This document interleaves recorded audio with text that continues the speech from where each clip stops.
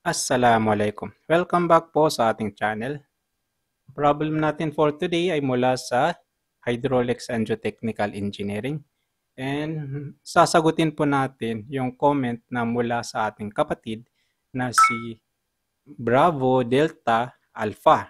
Nang sabi is, Sir, pwede pa correct po if mali ba tong sagot ko? So, ang comment na to is pinost po ni Sir Bravo Delta Alpha sa ating Facebook page. And ito po sinid niya na solution. Okay, so ang problem na ito is mula sa geotechnical engineering. So titingnan natin to. Okay. So nakasulat dito is void ratio or initial void ratio is 1.2 and ang thickness ng ating clay layer is 6 meters. And ang tinatanong dito is yung plastic settlement or yung reduction ng clay layer or yung change in thickness ng clay layer. Okay. And base dito sa solution ni Sir Bravo Delta Alpha, ang final void ratio niya is 0.4 or 1/3 ng initial void ratio. So, pwede natin masabi dito na ang condition dito sa problem is void ratio decrease to 1/3. Okay, so most probably ang problem is ganito. A layer of soft clay having an initial void ratio of 1.2 is 6 meters thick under a compressive load applied above it. The void ratio decreased to 1/3. Evaluate the reduction in the thickness of the clay layer. So, most likely ganito yung problem dito. Sabi ni Sir Bravo Delta. Okay, so kung sosolve natin ito, ang formula natin para sa plastic settlement is ito. And ang change in void ratio natin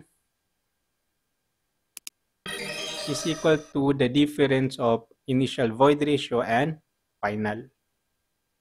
Or initial minus final void ratio. So, ang sinabi dito is decrease to 1/3. So, ang final void ratio natin is 1/3 ng initial void ratio. So, ito na ang ating final void ratio, itong 1/3 ng initial void ratio. Okay? So, let's compute.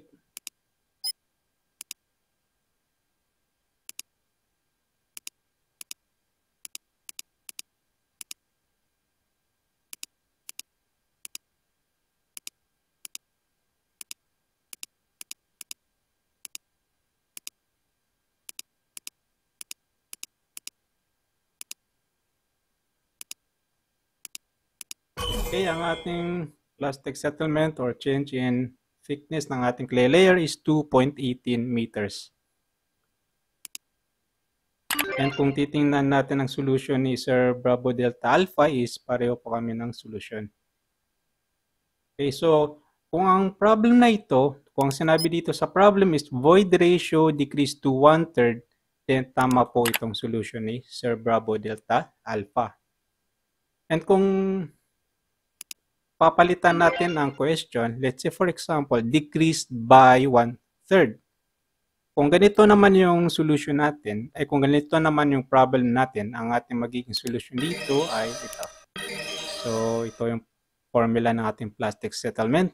And at itong change in void ratio natin, okay, is ito na. So, ang 1/3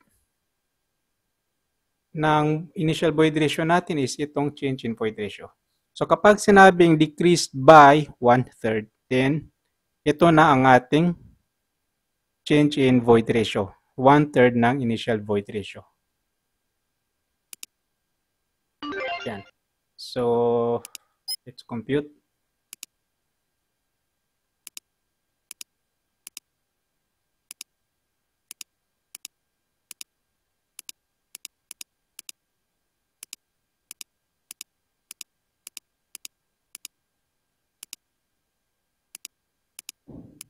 Okay, ang plastic settlement natin or change in thickness ng ating clay layer is 1.09 meter. And ang solution dito sa left, ito yung void ratio decreased by 1/3. And then dito naman sa solution ni Bravo Delta Alpha, ito yung void ratio decreased to 1/3. So dito, sa void ratio decreased by 1/3, ang change in void ratio natin is 1/3 of initial void ratio. Okay, so and dito naman sa ating void ratio decreased to 1/3, ang final void ratio natin is 1/3 of initial void ratio. And ang formula natin dito is ito. So mas maganda gamitin kapag decrease to is ito, equation na to or formula. And kapag decreased by ito. Okay? So decrease by 1/3, ang change in void ratio natin is 1/3 of initial void ratio, and kapag void ratio decrease to 1/3, ang final void ratio natin is 1/3 of initial void ratio, and ito naman ang gagamitin natin na formula. So, yun. Problem solved mga tol, and see you again sa ating next problem, inshallah. Assalamualaikum.